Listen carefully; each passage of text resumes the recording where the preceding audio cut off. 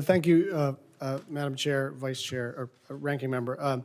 Administrator Nolan, and I want to welcome Senator Moran to the THUD Committee because I think it's important to note that we did fully fund the budget request for NOTAM modernization efforts in the last spending bill, but there are efforts to cut federal spending. And I want to ask you a very simple question. Should we expect flight delays and cancellations going forward if we defund or underfund these transformations? Thank you, Senator Schatz, for the question.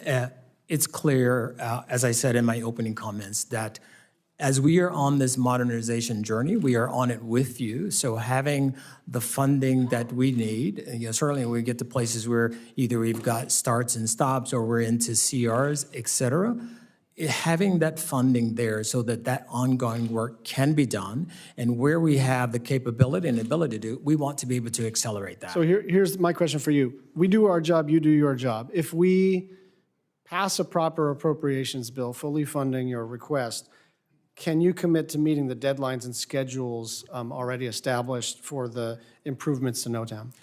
Yes, sir. We remain on track to get that done. Thank you very much. You've got a bunch of ongoing projects, and I want to talk to you about how you prioritize. You have modernizing NOTAM, next gen, and then integrating unmanned aircraft, commercial space launches, urban air mobility technologies.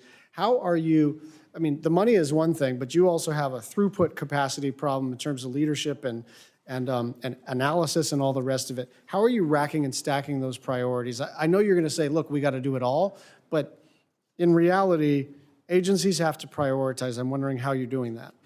Well, thank you for the question. You're absolutely right. Our first priority has been and always will be safety and the safety of the NAS. So when we think about things that contribute to the safety of the NAS, that's at the top of the list.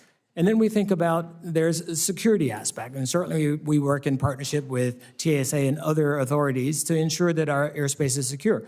Lastly, we think about, or not really lastly, but we think about the efficiency. So those pieces of modernization that provides efficiency, which the flying public enjoys as well, those are the things that we work on. So when we think about next gen, what we're doing there, and from a enterprise risk perspective, as it relates to the NAS, that's really what informs which programs and priorities rise to the top of our list. I want to move to another topic. NORAD has adjusted its radars to be more sensitive to detecting potential UAPs, leading to an uptick in picking up potential incursions. Is the FAA adjusting status of airspace quickly, as regularly as NORAD may need to respond to incidents? And I guess more generally, can you tell us how you're transforming your systems to be integrated into what we know from our national security folks and the Department of Defense? A lot of this has FAA implications. I do think increasing the sensitivity of the radars makes perfect sense. I also do think that there may be instances now where you're gonna get a ping on the radar that is a flock of birds or some other not particularly dangerous. I shouldn't say birds are not dangerous. I'm aware of bird strikes, but the point is, doesn't rise to the national security level. And so how are you sorting this, and what changes are you currently in the middle of? I don't expect you to have a fully formed answer, but I'd like to be reassured that you're working with our partners in DoD to get this right.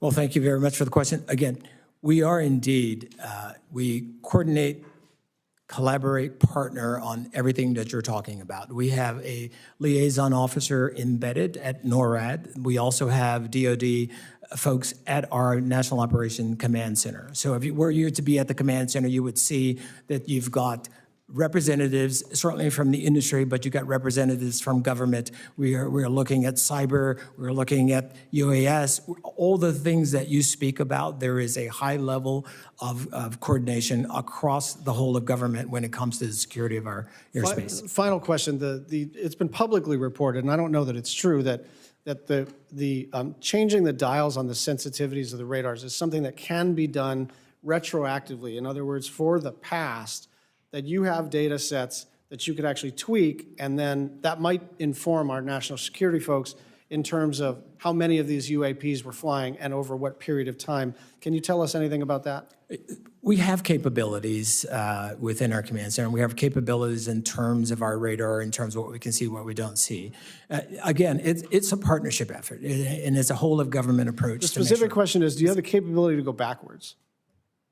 Go backwards, I'm sorry, could you? Go backwards in time and say, look, I want to know in 2018, let's say, the extent of these UAPs by taking the data that you have that probably nobody's looking at, understandably, because it's in the past, and changing the sensitivity on the data set, and then that would tell us something about what was happening in the past. Do you know if we have that capability? I do not, and so certainly I'd be happy to follow up. If you could get back to us. Thank you. Yep.